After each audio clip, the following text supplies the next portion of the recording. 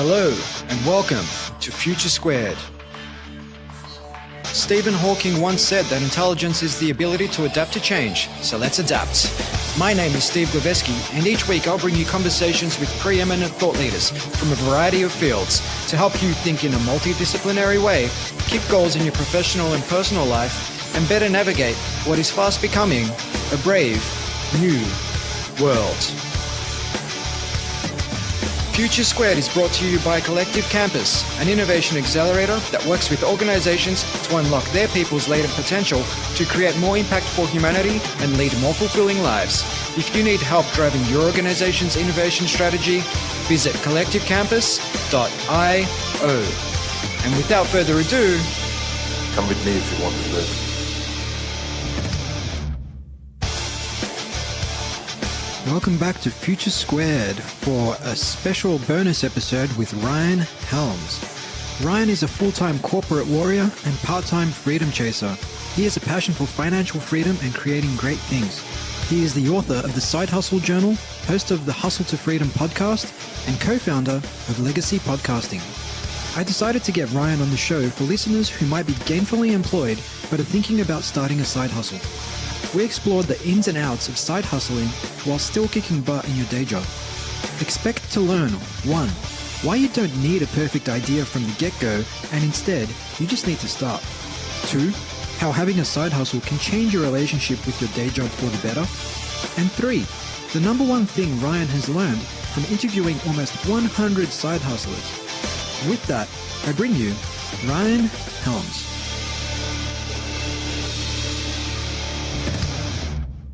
Welcome to the show, Ryan. Glad to be here, Steve. I appreciate you inviting me on. That's an absolute pleasure to have you on the show. You're joining me all the way from sunny Georgia, Atlanta. Yes, Atlanta. It's not sunny today. It's actually rained for like 4 days straight, so I can't say that. Being from Atlanta, you had me on your podcast a couple of days ago, and we were talking sports, and I made the mistake thinking that you were an Atlanta Hawks fan, but you're not. You're a baseball fan. So I did my research, and I saw that the Atlanta Braves almost made it to the World Series last year. I mean, you guys went down to the Dodgers. Yep. It's been 23 years since you guys last won the World Series. Is 2019 your year? Well, I don't know if it'll be our year for anything. We kind of have this like curse hanging over Atlanta sports right now, or we can get to like the very end and then we just drop the ball, literally.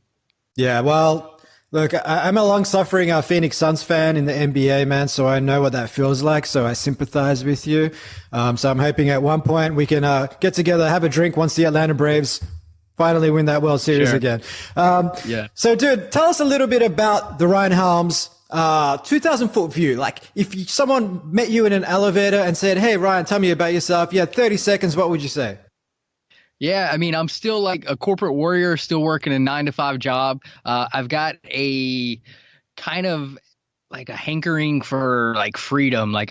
It's hard to define what that word means, and we can dive into like how what it means to me and things like that later. But I'm just a guy that never knew what entrepreneurship was till I was like 28, 29 years old. And now I'm trying to dominate the corporate world and figure out things on the side as well and grow my own little businesses and explore my own creativity and just see what life's all about and have fun. Fantastic. So just to give our audience a little bit of context, because many people will be listening to this who are employed in the corporate world and perhaps have a side hustle or thinking about building a side hustle. What is your corporate gig?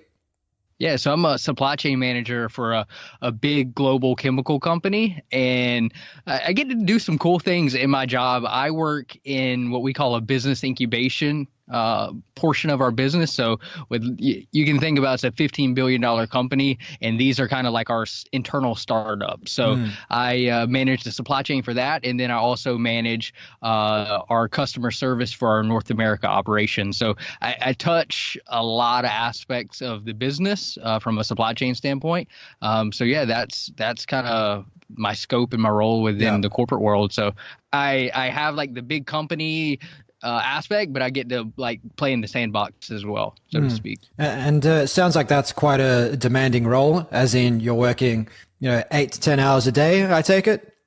Yeah, absolutely. Yeah, I wake up at 5 a.m. I'm out the door before 6 a.m. in the office, usually sitting down by about 6:45, 6:50, and then leave work about usually, I don't know, 5 or 6. Yeah, fantastic. So for our audience's benefit there, you're not in one of these corporate roles where you can get away with doing 2 hours work a day and then the rest of the day you can kind of bunker down in a meeting room somewhere and work on your side hustles. It's not that at all. You have a lot on your plate in your corporate life, yet you still have managed to build a few side hustles. So let's go back to your origin story. Before we get into what the side hustles were, I'd love to learn more about your trip to Kenya and what happened on that trip. Yeah, so Steve, I was sitting on a couch about 5 feet behind where I'm sitting at now, and I didn't like consciously know it, but I was starting to get a little burned out with work just because at this point I was working way more than I just described. Like it actually came back a little bit. I mean, a 14-hour day was not an odd thing to put in. And so I was sitting on the couch. It was a Friday evening. I was single at this point, and I was somehow started looking at flights and came across like a $750 flight round trip from Atlanta to Kenya. And I was like, holy crap, I had no idea, I could get a flight that cheap. So I immediately bought it with no idea what the hell I would do with it. This was in July of 2016, and the trip was for November 2016. So I had a few months to figure things out. So I sat on it for a few months, went to Kenya by myself just to kind of go explore. This is the first vacation I'd taken since I joined the company I'm at. So it'd been about 2 years. And got there and just met a lot of awesome people, did a lot of awesome things, went on safari in Kenya. Then I went to a small little island off the coast of Tanzania called Zanzibar. And that's really kind of where I had like my epiphany. Like I met people that were just like traveling the world. And again, like I said in the beginning, I'd never been exposed to entrepreneurship. Like when I was growing up, I knew what it was, obviously, but it never like clicked in my head that possibly it was something I could do. Like there was another route besides like working for someone. I just wasn't raised that way. So it was never registering in my head. But I met a lot of people there that were either traveling the world long term and like working, doing like the digital nomad thing, or they had like set themselves up financially by working a corporate job and saving a lot of money and then quitting to go travel for like a year, 2 years. And here I was sitting there with like, I don't know, if you don't count my mortgage, I was sitting there with like $55,000 in debt, and like all I had was my job. And I was like, well, shit, man, this sounds cool. But like, one, I don't have anything that can make me money outside of my corporate job. And two, like I got all this debt. Like, so what am I going to do? And then I got on a plane back to the US and decided I should figure this out. And I wanted to dig a little bit deeper there because so many people will tell you that they want to explore entrepreneurship. They've got this idea, but they have a mortgage, but they have to put their kids through private school. But yeah, in your case, you had your debt, plus you had your mortgage on top of that $55,000 debt. But you didn't let that hold you back. You said, hey, I want to figure this out. So what did you do next? So I got back beginning of December and took the holidays to just kind of like ponder and think, I didn't have any idea. I'd never explored anything with online business at all. So I had to just like do a lot of Googling and seeing what was out there because I had no exposure to it. And about January came around and I started fiddling with some ideas, end up starting like a personal training online business because people had always asked me about that stuff. So I firstly gravitated to what I knew that I could most likely get people to pay me money for. And it was a service-based business helping people out with training, nutrition, that type of stuff. No barriers to entry at all. Basically, you could just spin up a website and you were good to go. You really didn't need a website. So I started working with people, built like some ebooks, some lead magnets, things like that to start to get some leads, reach out to people, things like that. And I did that for a few months, and I realized I wasn't really what I wanted to do. Mm-hmm. But during that process, I was traveling a ton for work. So I was building this kind of little fitness consulting service-based business on the side, had my day job. I mean, I was traveling all throughout the US, all throughout Europe, and I had people close to me that were like, knew what I was doing on the side, and they're like, how are you managing all this? Like, you've got all this stuff going on and you're still doing this stuff on the side. And I was heavy on like Snapchat was big right then, like Instagram. And so people knew I was always doing something. And that's kind of when I had a moment that sparked a product later on, where I was like, well, I kind of have this system that I've kind of built for me that helps me manage my time and my day and things like that. And I decided to put pen to paper and sketched out what would later become a product I launched on Kickstarter called the Side Hustle Journal. Basically a tool to help people structure their goals and manage their time while working a day job and trying to build something on the side. Yeah, and there's a couple of things I wanted to double click on before we start talking about the Side Hustle Journal. I mean, one thing you mentioned was that to start your personal training business, like the barriers to entry were low to non-existent, right? And you could get a website up within a day. Yeah. I mean, there's countless tools out there that you can use, whether it's Squarespace or Instapage or launch pages to help you get going today. Yet for so many people who are thinking about getting into entrepreneurship, they immediately conflate it with being some big, expensive pursuit where they might need to take out a loan from the bank to do it. But clearly that's not the case. No, not at all. I mean, for me, probably the only reason I started even a website was because I'm just like, I like the design side of things and I like things to look polished, right? The appearance of a bigger brand behind it, so to speak. But you don't even need that. And so I took the liberty to build it myself. And essentially, I started monetizing it by instead of just answering all the Facebook messages friends and family were sending me, I told them that I offer this as a service and there's a fee associated with it, and started making a little bit of money that way first. Yeah. How did that go down with friends and family? Surprisingly well. A lot better than I would have thought, actually. Pretty much anyone that I told that there was a fee associated with it, and I was doing like 12-week increments, so a couple months at a time. It went surprisingly well. I wasn't charging astronomical, but I started having to charge more because I started getting more people. It's the whole supply demand thing. So I quickly started elevating. I probably like 2 or 3x my prices in just a few weeks. Yeah. Just because I had like so many people like, yeah, I'll pay you. And it wasn't a lot, but I had several people paying me over $1,000 a month to help them with stuff. So yeah. Yeah. And that can go a long way. I mean, as a side hustle, for a lot of people, it is about creating that income on the side, which can just help you to buy the things you want to buy or just take some financial pressure off. Whereas for other people, it could be about building that runway towards being full-time on your side hustle. So it just really depends on where you want to go with it. But on what happened next. So actually, let me take a step back. So are you still running the personal training business? No. I got out of that. Yeah. And so that's something that I think is really worthwhile exploring, because for a lot of people getting into this space, whether they're thinking of a side hustle or just doing something full time, they always think they need to have the perfect idea before they do anything. I'd like to start a business, but I don't know what to do. But what I find, and it seems to be the same in your case, is that just by going on the journey, the answers present themselves. Yeah, absolutely. Yeah. And we can dive into a couple pivots and things I've made in a short amount of time. I don't think it's necessarily about having like shiny object syndrome, but yeah, like you said, the journey, like one thing leads to another. Like if I never would have started this fitness business, I would have never launched the Side Hustle Journal. No way in hell it would have ever happened, ever in a million years would I have got that idea. Yeah. So let's talk about the Side Hustle Journal then.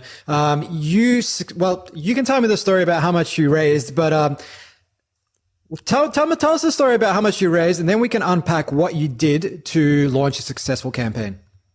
Yeah, so it was moderately successful, I would call it. I raised right at $14,000, and with an investment of around $800. So not a bad ROI. Obviously not factoring in the many hours that I spent on it and a lot of emails that I spent with not a lot of replies like we were talking about on the other interview. But hard dollars, it was around $800 invested for 14,000 return. So what did you actually do in that case? Because I've got some experience with Kickstarter campaigns myself, and one of my colleagues who I currently work with raised about $60,000 through Kickstarter for what was effectively a fashion brand. It was more or less a watch, or it was a watch, more or less a watch. And in their case, what they did was they leveraged influencers. So they would basically send literally about 100 emails out to journalists, fashion bloggers, and things of that persuasion saying, hey, we're launching this Kickstarter campaign. We'd love it if you could write about us on day one of the campaign. If you do, we'll send you a watch as a token of our appreciation.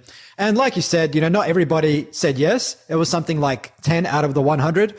But those 10 all had audiences of between 20 and 50,000 people. So collectively at an aggregate level, day one of the campaign, these guys were in front of hundreds of thousands of people, and they managed to hit their target of 15K on day one and then hit 60K over the 14-week period. So what sort of things did you do to hit your 14K? Yeah, I wish I was that savvy with things, but like I said, no experience with this type of stuff before this. So it was 100% trial and error. I was trying to do what I felt was logical in my head. So it was like, all right, I should probably, reach out to people. I wasn't as savvy with the influencer side of things. But I sent a ton of emails. We were talking about offline, I sent around 400 emails, at least 400 emails. I didn't even know page 60 of Google existed, but it does. You can get there, and I got there 100%. So I just sent a ton of emails. Very few of them panned out. A couple of them that did pan out, unlike your partner's experience, they had very small audiences. So they were just like, oh yeah, they wanted to promote anything they could show their audience, the little audience they did have.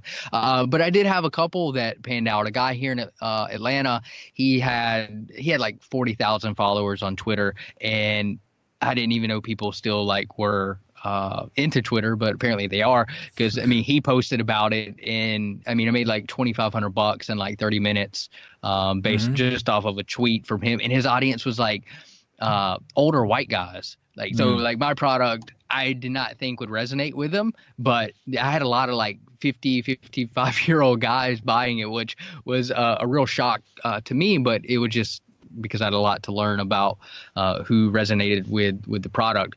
I did a lot, to answer your question, I did a lot of outreach to people. Some of it panned out, some of it didn't. I tried to run some ads and things like that to get the project running.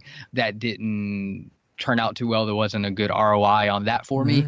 So I just literally just kept reaching out to people, and that was 100% my strategy. There was no I don't have any fancy tips or tricks or anything like that. The 14K, I had zero audience when we started. Absolutely zero. I knew no one. I tell people when I talk about this story that I kind of did things backwards. So most people would start a blog and then build a little following on Instagram and then start this over here and then launch a product. I was just kind of again, when I was talking about I built the website just because I like the design and things like that, I was like, man, it'd be really cool to launch a product. Had no idea what it entailed or how to get people to actually buy it, but I just wanted to build something that was cool and that was better than everything else that was out there. Because one of the things that I did in kind of my product research before actually building this thing was I bought 5 or 6 of my competitors' journals that were somewhat similar, and I was very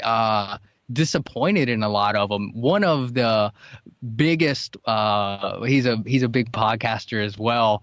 He goes by a 3-letter acronym, but he put out a journal as well, and I was so disappointed in the quality of it. I got it, and I was like, hold on.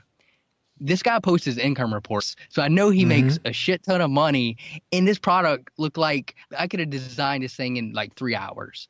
So long story short, I looked at what my competitors were doing, and I said, I'm going to build the best thing humanly possible from a structure, a systems, and a design and material standpoint. So that's kind of what I set out to do, not knowing how to actually get people to it. Fantastic. Well, I do know the podcast that you're referring to, but he shall remain unnamed on this show. But there's so much I wanted to unpack there, but I guess going back to the story of reaching out to 400, sending 400 emails out, getting to page 60 of Google, at any point during that process, when you got to say page 37, was there any self-doubt creeping in and thinking, hey, what am I doing? This isn't going to work. Or was it just this blind faith and that youthful naivety that comes with doing things for the first time? Yeah. Probably a little bit of everything. Like I'm sure, I can't remember specifics, but I'm sure there was times when I was like, and another page, and another page. But I'm the type of person that I set a goal, and I won't stop till I get that goal, even if I'm, for better or for worse, like going backwards, upside down, whatever it is. Like we were talking offline when I started the podcast. I said, I'm going to do 100 episodes, like no matter what. Like, I don't care if not one person is listening to it. And that was kind of a similar approach to this. I was like, I'm going to put this out. I'm going to make it successful no matter what it takes. And I really didn't have any options because, again, I had no audience. I didn't have a single friend that I had a social following or was an entrepreneur. So my options to me at the time, maybe there's some more creative things I could do now that I know a little bit more about marketing and things like that. But at the time I had one option, and that was to like hustle my ass off and just try to play a sheer numbers game. Okay, if my conversion rate's 2%, damn it, I got to go email some more people. Yeah, 100%, man. And, there's some lessons in there for people who perhaps take too much of what they read on face value. And they might hear someone like Neil Patel, who I mentioned the other day I had on my show, and he's very big on, build your audience first, then sell them a product. But I think there's parallels between your story and my hot desk story from years ago, where I crawled Twitter looking for email addresses of journalists, found 100, sent 100 emails, got one response. They published an article. That article led to some funding. Now, rather than just take what people say on face value, sometimes just doing anything can actually deliver some form of return that is enough to start building that momentum and keep you moving forward. And then sure, over time, you'll learn about these different techniques, whether it's growth hacking techniques and influencer outreach and all sorts of stuff that can help you get better at what you do. But just doing anything, just starting to build some momentum can go a long way. Yeah, absolutely. And definitely learn some things afterwards, but just getting that momentum. And I mean, even having like when the first person that wasn't a friend or family, like backed the Kickstarter, I was like, oh, hell yeah. Like somebody is trying to give me money for something that was in my head. At this point, it wasn't, I went the actual Kickstarter route where my product wasn't real until I had the funds to make it real. So you got a lot of people nowadays that already they have the product sitting in a warehouse somewhere just trying to launch it on Kickstarter for a marketing thing. But like it wasn't real yet. And to me, it was kind of amazing that people are going to give you money for more or less what was just an idea in my head besides a prototype that I had. So yeah, it was awesome, and it can definitely go a long way. Awesome. And what's the feedback been like from the readers?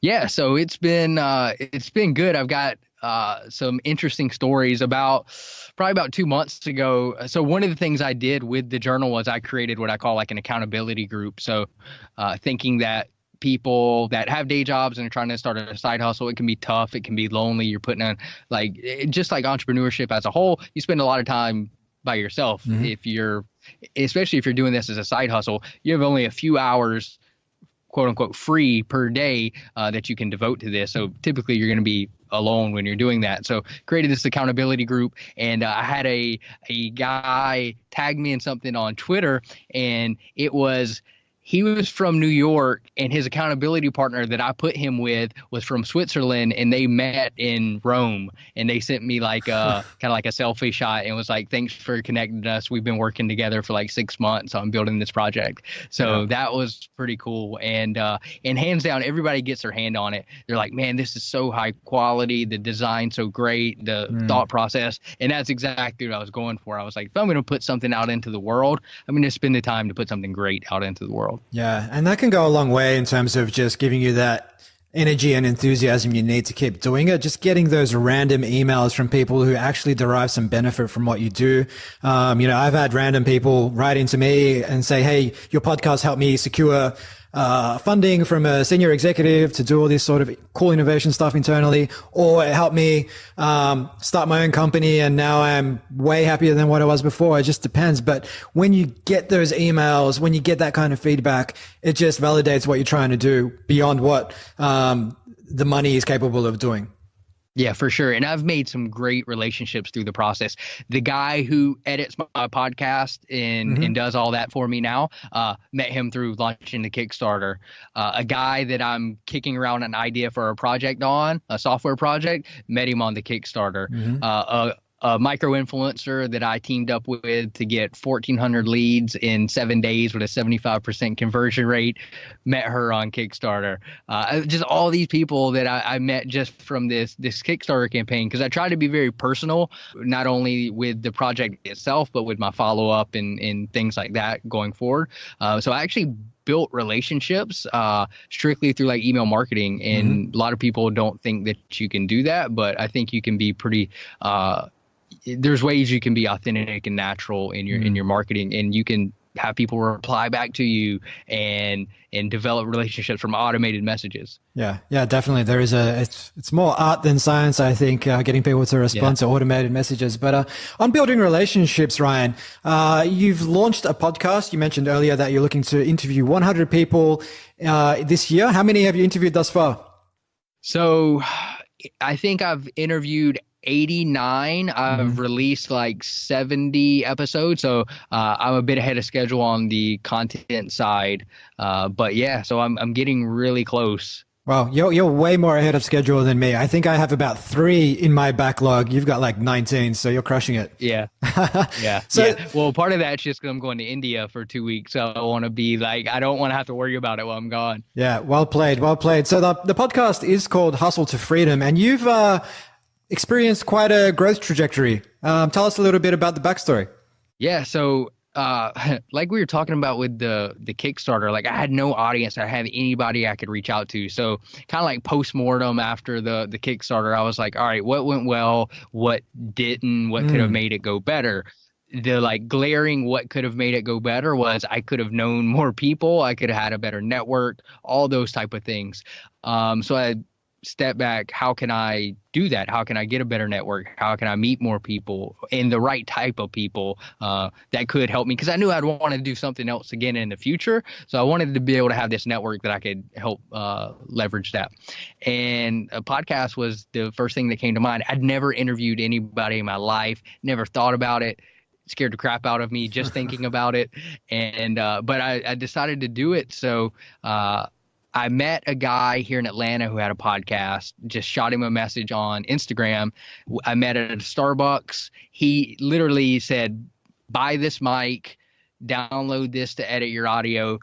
Here's literally 3 steps to edit your audio, and you're good to go. So literally 2 weeks after meeting him, I had recorded my first episode. And it's pretty much that easy, right? I mean, going back 10 years, if you wanted to record a podcast or a radio program and get it beamed across the world, you would have had to rent studio time. You would have probably needed to do some sort of distribution deal. Maybe 15 years ago, maybe not 10. Whereas today, all you need is like $100 mic. You can get some audio interface. Maybe not even that. You can get started with a $50 headset if you just want to keep it cheap to start with. You're up on iTunes, and then suddenly anyone, anywhere in the world can listen to you riff on your own or with someone else, whatever the format is. It's just such an empowering time for anybody wanting to get into this space of content creation. Yeah, I couldn't agree more. Like the growth of the podcast since I started has been wild. Besides just the number of downloads, which I mean, it's relative. It's right now I'm getting about 20,000 downloads a month.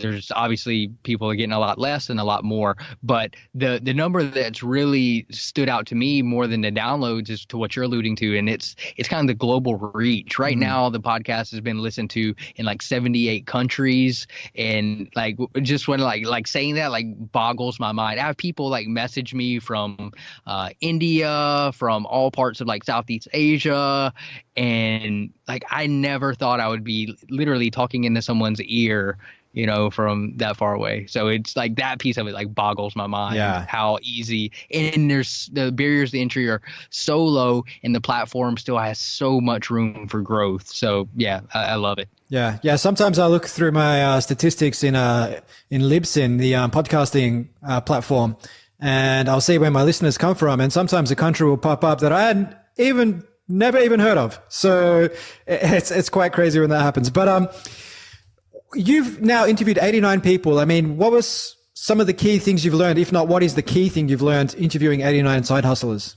Yeah. So this is probably something I started to pick up on about 20 episodes ago. I felt like at this point I'd talked to enough people that were quite successful doing tons of different things. And when I really started to consciously like, all right, what are all like, let's look at the ones that are like crushing it out of this big pool. And a lot of them were, what I took out of this was one word, and that's focus. Like, and this is going to go counterintuitive to what you do, Steve, because you've got a lot of projects, and you know, I think it's going to be really relative to the person themselves. But I think for the general person, right, Steve, you're the exception right here. You're the outlier.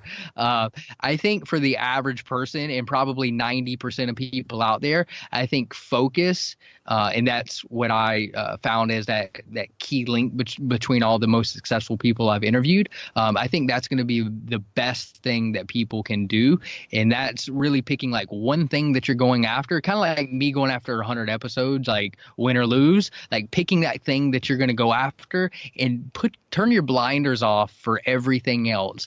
The people that I interviewed, whether it was they were a software company, affiliate marketing, whatever it is, they had their blinders on, and that's all that they were focused on. And they were crushing it. And to me, it really was kind of the eye-opening thing, because I was trying to do several different things, all related, but again, it's a side hustle for me. I still have a day job, so I only have a couple hours a day. So I can't really compare myself to somebody who has 12 hours a day to work on that, right? They can do 3 or 4 things, but when you have 2 or 3 hours a night to work on something, you have to be pretty damn focused if you actually want to get anywhere and not be in the same place 3 years from now. So yeah, well said. And it does echo what a lot of thought leaders say in this space. I had Jeffrey Gitoma, author of a handful of books, including the best-selling Sell or Die on my show, and the Sales Bible, is what it's called. But he was saying how he did a profile on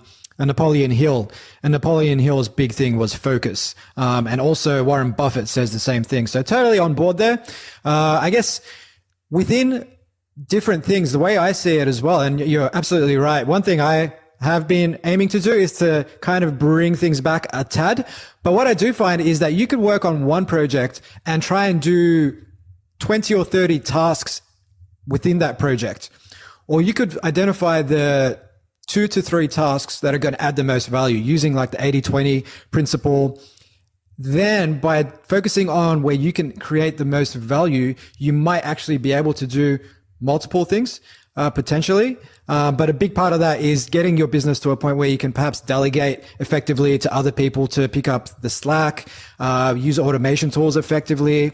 And then it also comes down to what are your bigger overarching goals? I mean, are you looking to build a business that's going to create $100 million in revenue? Or are you looking to build a few side hustles that might create several $100,000 in revenue that you enjoy bouncing between? So it comes back to your objectives, but you're absolutely right, man. Like if you want to get great at any one thing, like if I want to be shredding with Eddie Van Halen, then I'm going to have to put in the hours to get to that level of competency. But definitely awesome takeaway for our audience. So on your day job and trying to balance the fact that you've got this gig where, as we discussed earlier, it's not an easy gig. You put in a lot of hours. You're very passionate about what you do in that space.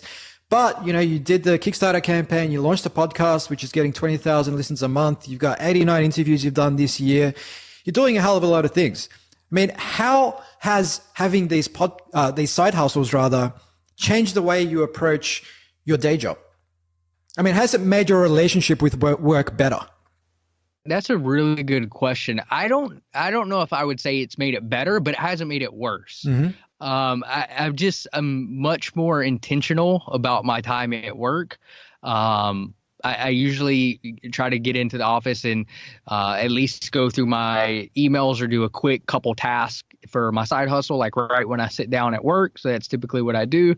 Try to maximize my time on my take a quick lunch break, do some things straight after work, leave. But it's really kind of, I think I've learned a lot. I think there's a lot that you can carry over from things that you do on the side into your day job. Mm-hmm. The interviewing is a great example. You develop not only better communication skills, but you develop a lot better interpersonal skills just talking with people in this format. And there's so many places in a corporate environment that's those two skills translate over. Whether you're interviewing somebody that you're looking to hire, you can ask them better questions because you're used to asking people questions and open-ended questions. Because when you're interviewing somebody on a podcast, you don't want to ask yes or no questions because that means you as the host have to ask another question right after that. So, I mean, it can translate in things like that. It can translate into meetings. You can become more clear and be able to articulate what you're trying to, the message you're trying to get across, or the buy-in that you're trying to receive on an idea. So I can see a lot of overlaps. And also I have an e-commerce project at work, and so much that I do online with my personal brand translates well. And 90% of the ideas that I come forward with and propose and implement are things that I've done myself in my side hustle. So tons of ways that you can bring things through that you can possibly help with your day job. But so I guess after saying that, maybe it has helped the relationship with my day job. No, that's cool. So obviously, I mean, there's a lot of transferable skills that you pick up in your side hustles that you can apply in your day job, and vice versa. One thing I found when I was side hustling while I was working at big corporate brands was also the fact that by having this side hustle, I don't see work as the be all end all and this is all there is. And by having something on the side, it kind of gives you this feeling of control. And I think there was a study published recently that found that people in the workplace feel stressed because they don't feel like they have control over their lives.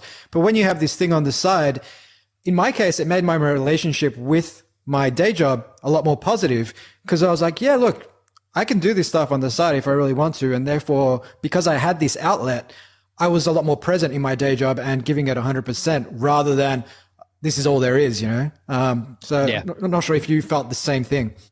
No, I can see where you're coming from. And I also think it helps with like some of the anxiety that people can have with their day job, and knowing that if something goes wrong here, then I don't have money coming from anywhere else, or, I would be screwed. I would have nothing else to do. I'd have to go find another job.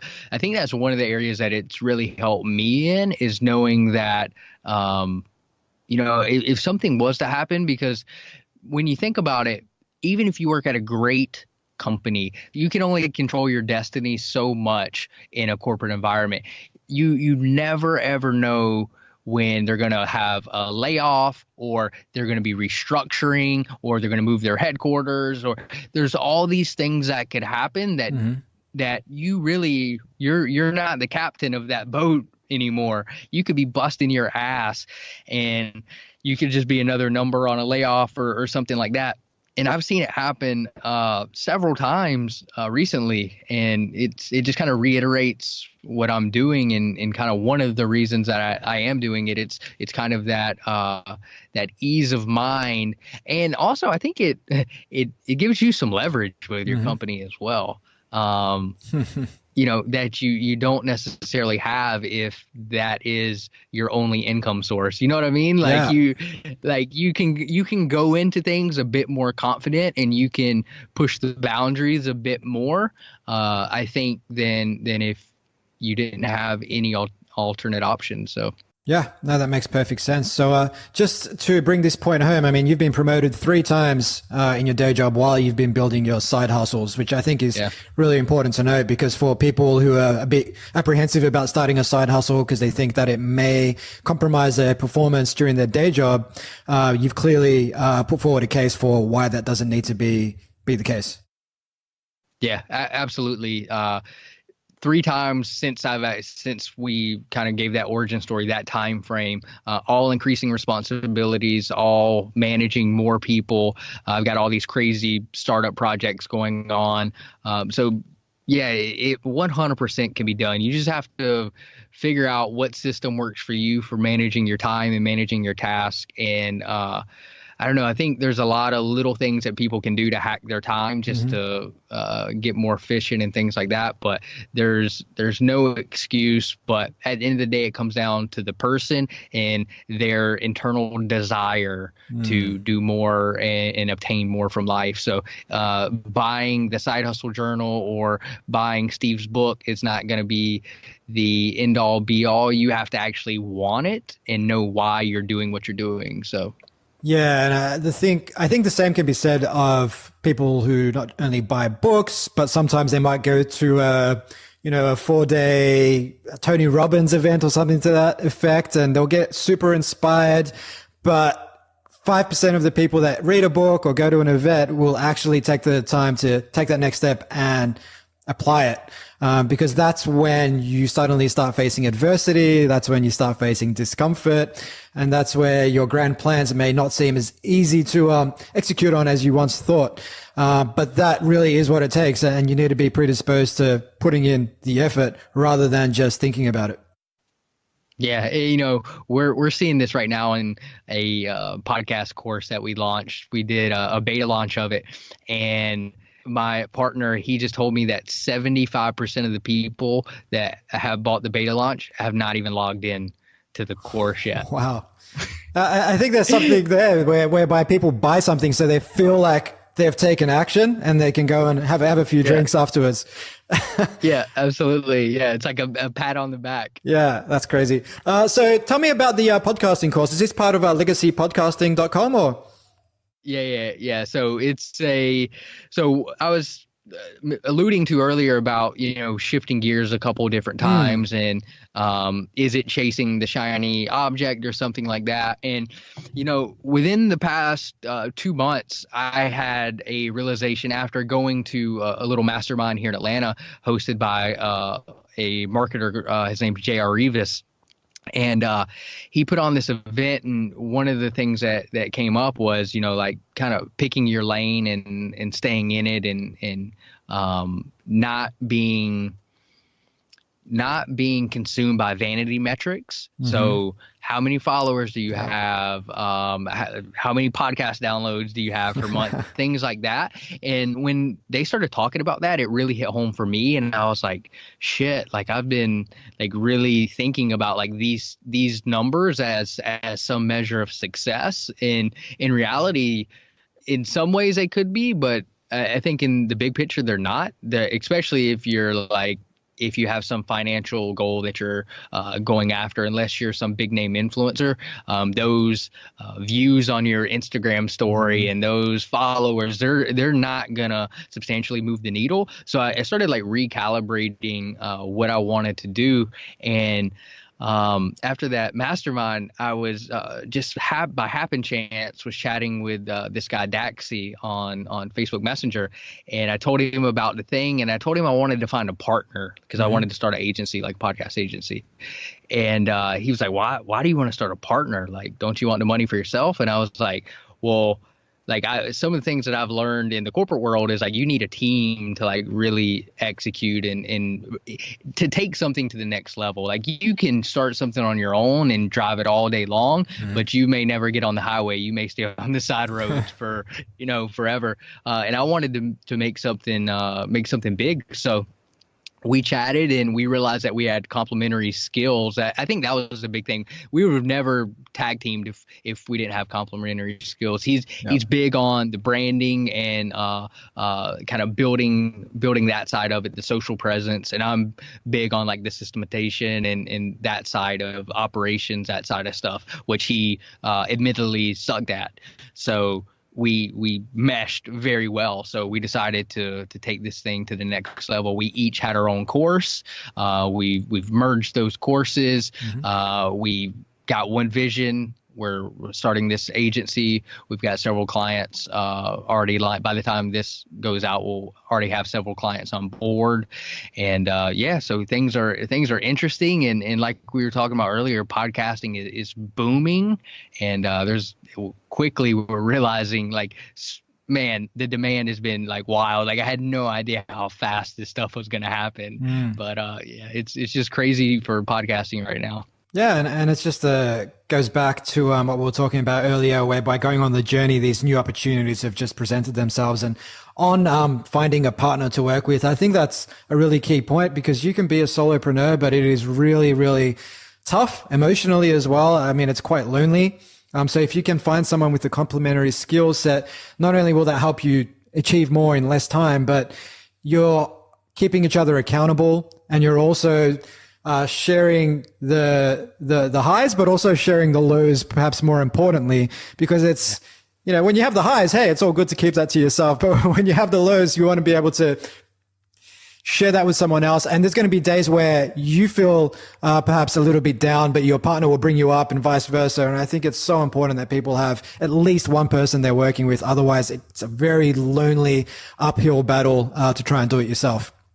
Yeah. And so far it's been very insightful just to see that, really just the kind of taking ideas to the next level, right? So it's kind of like I could have a great idea and then he could throw something that just polishes it up a little bit more and makes it that much better, and vice versa. And what I found is when you're working by yourself, like you can get in your head and it might have started off as a bad idea or a great idea, but you've kind of like talk to yourself like too much and like turned it into some idea. Either convince yourself it wasn't good or convince yourself you need to do something that was worse than the original idea. So I think that's a big piece of it as well, just having someone to bounce things off of. Yeah, healthy discourse. It's funny you mentioned that. I saw the Queen biopic Bohemian Rhapsody the other day, and during that movie they show how Freddie Mercury I think it was 1984. He left the band to pursue his own solo career because he thought he's the bee's knees. He is the band.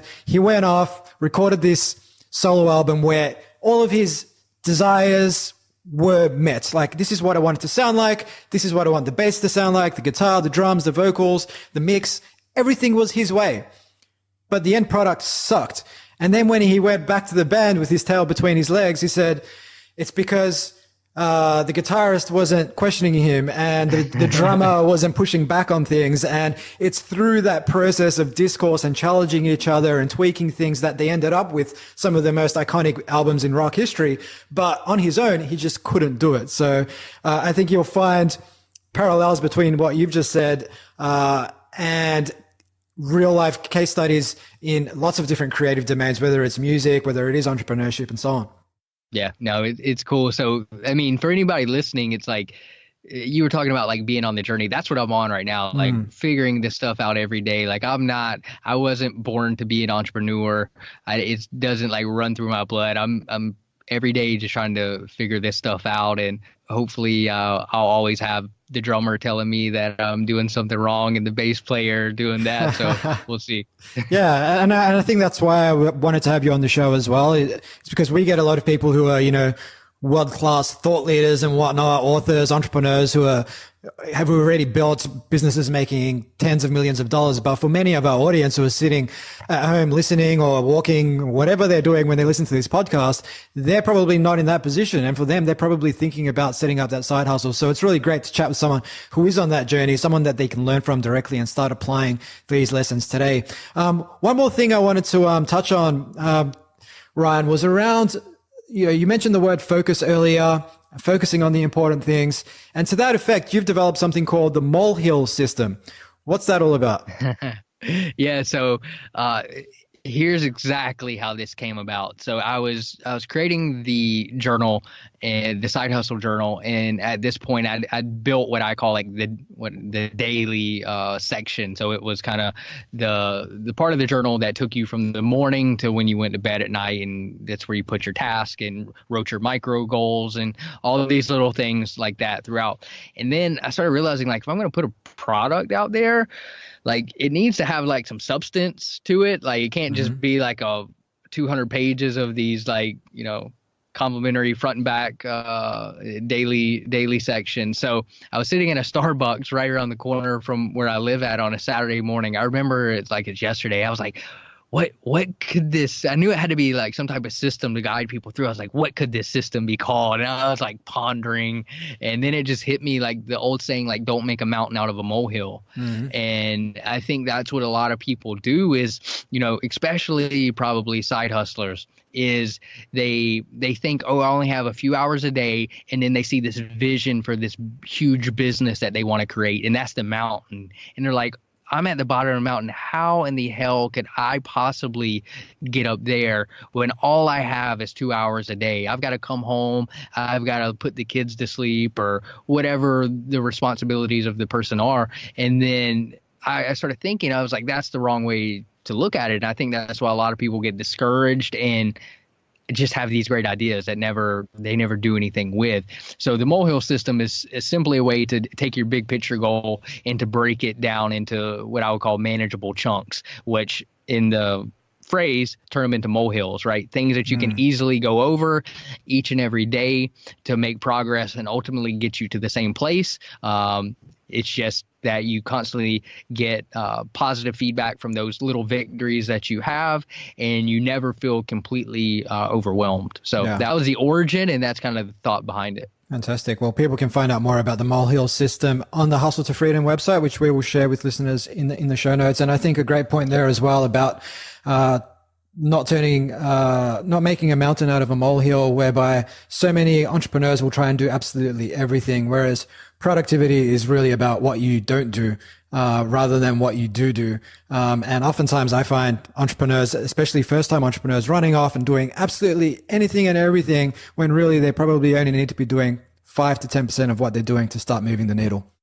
Yeah, that's awesome. Yeah, it's hard not to fall victim to that as a solopreneur, but absolutely, I think that's why you need these points to step back and reflect, and you need to have like some intro thoughts to evaluate where you're at as a person and how things are going in your business, as opposed to just constantly 100% go. You have to have some reflection time. Absolutely. So, Ryan, we are down to the end of the show, but it is time for our lightning round. Are you ready to rock and roll? Let's do it. So question number 1, Ryan, is if you could work for any organization at any stage of the company life cycle, so we could be going back to 1978 and working with Jobs and Woz in a garage, which company would it be and why? The first thing that comes to mind is like the Rockefellers, like back in that time when they were totally changing the face of the United States. So that's what I would say. Fantastic. Love it. They're obviously quite influential. Even today, it's hard to walk around New York City without seeing the big Rockefeller building. So great answer. Question number 2. If you could ask anyone a question, dead or alive, who would it be and what would you ask? Oh, man. It would be Abraham Lincoln, just because I've always been fascinated with him. I have no idea what I would ask him, though. I'd probably be starstruck. Man, this is too deep for a lightning round question, Steve. Yeah, I have no idea. no, that's cool, man. That's cool. I think Abraham Lincoln definitely leads the way in terms of the number of people who have said Lincoln. I think he's out of my 120 odd interviews from my 300 episodes. I think Lincoln has come up about 7 or 8 times, so he's well ahead of everyone else. Thomas Jefferson, I think he's sitting on 3, so he's a distant second. But lucky last question, Ryan, is around rituals and routines. I mean, what do you do on a daily basis to stay on top of your game, other than using your world-class molehill system? Yeah.